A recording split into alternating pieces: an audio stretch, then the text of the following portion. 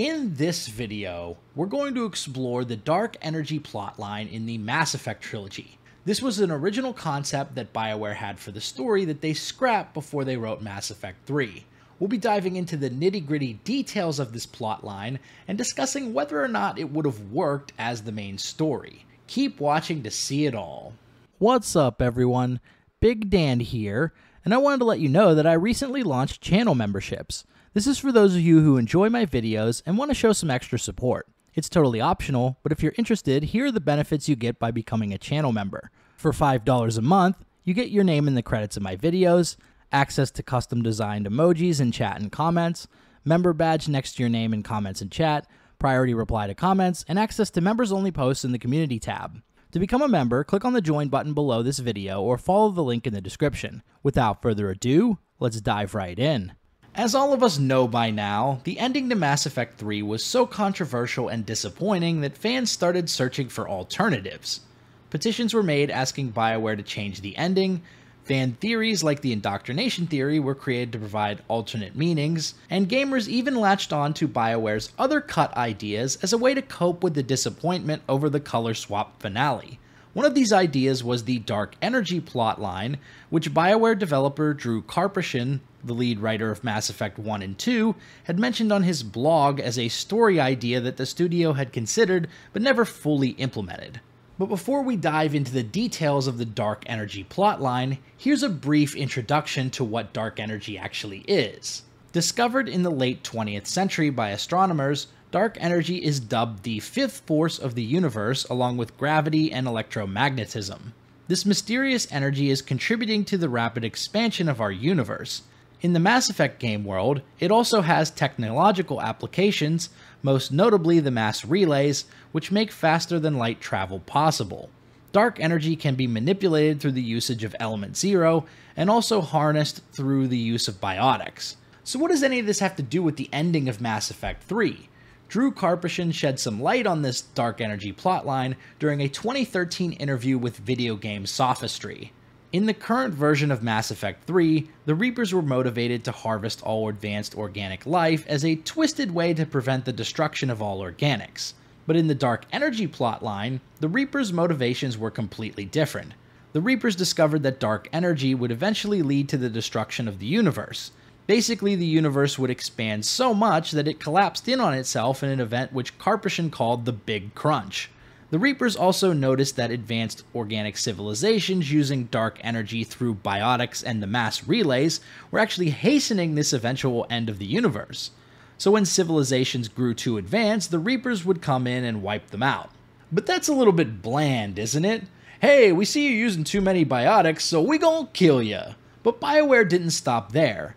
They asked themselves, how can we take this plotline one step further? Drew Karpyshyn explains the idea that the Reapers were actually trying to find a solution to the Big Crunch, and they realized that the only way to do it was through harnessing biotics in a different way. In this plotline, the Reapers were incapable of using biotics themselves due to techno-space magic reasons. Yes, that's a real quote. So they were trying to cultivate an organic race to use biotics to prevent the end of the universe. The Protheans were close to fitting the bill, but they weren't quite right, so the Reapers harvested them. The Asari were close too, but they weren't right either. But perhaps humanity could be the chosen one, so to speak. Again, I want to reiterate, as Karpyshyn does throughout the interview, that these ideas weren't fully fleshed out by Bioware. They were simply concepts that were on the table at the time when the team began working on Mass Effect 3. They were even hinted at during Tali's recruitment mission on Haestrom in Mass Effect 2. During that mission, the Quarians were investigating one of their former colony worlds, whose star was aging much faster than stars normally do. Tali suggests that perhaps dark energy was the cause of this troubling occurrence. You can speak about this research again during Tali's loyalty mission when you talk to Carl Rieger. You said that your mission had something to do with dark energy. Right. Remember the damn sun on Haestrom? Shorted out everything. Way too much radiation? The sun's getting old. Only it's not. Dark energy. It's reducing the mass of the star's interior. What does that dark energy buildup mean? Is it something we should worry about? Sorry, Shepard, I don't know what it means. Just that it has the scientists worried. Hopefully it's isolated, some rare phenomenon. If dark energy can destabilize solar material. Probably not something to worry about now. But resources in this galaxy are scarce enough without stars suddenly going dead. Some days I think flying around in the fleet without a planet of our own is the right idea. But nothing really comes of it, and this plot thread isn't explored for the rest of the game or in Mass Effect 3. At the end of the day, the dark energy plotline was really just a rough outline, and Bioware ended up scrapping it in the end. As I mentioned in a recent video about the end of Mass Effect 3, Bioware was still working and reworking the ending until very late in development. The team didn't have a clear picture on how the trilogy would end when they started the franchise, and they still hadn't landed on anything concrete even when they started developing Mass Effect 3. This disjointed and make-it-up-as-you-go-along style approach to writing got Bioware into a jam when they tried to tie up the story in a big way.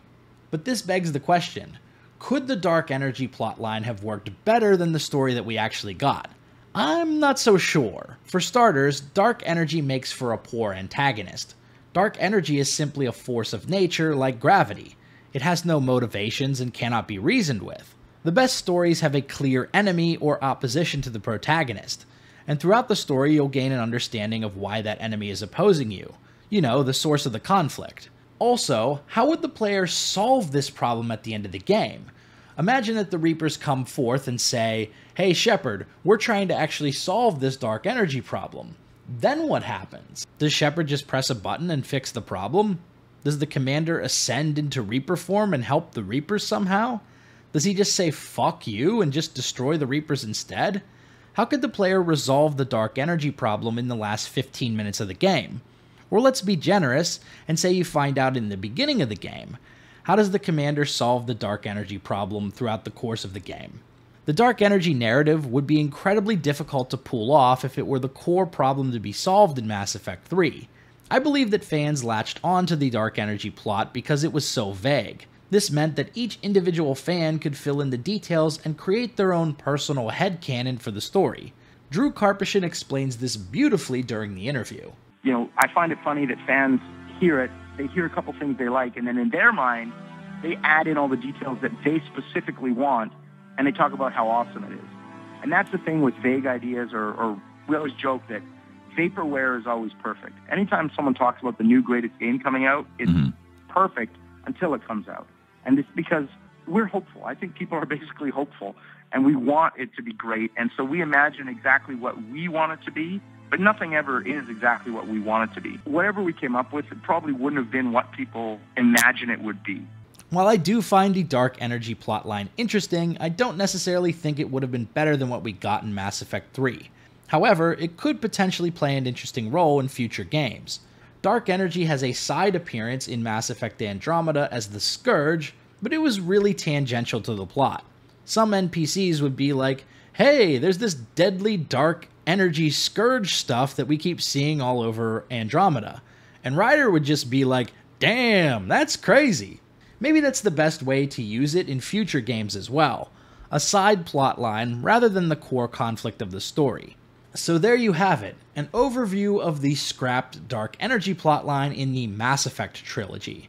If you like this video, be sure to subscribe to Big Dan Gaming for more Mass Effect and RPG videos. I also have a bunch more Mass Effect videos, so why don't you check out another one, like this one I've linked on the screen. Shout out to all the channel members for supporting my content. Until next time, this has been Big Dan. I should go.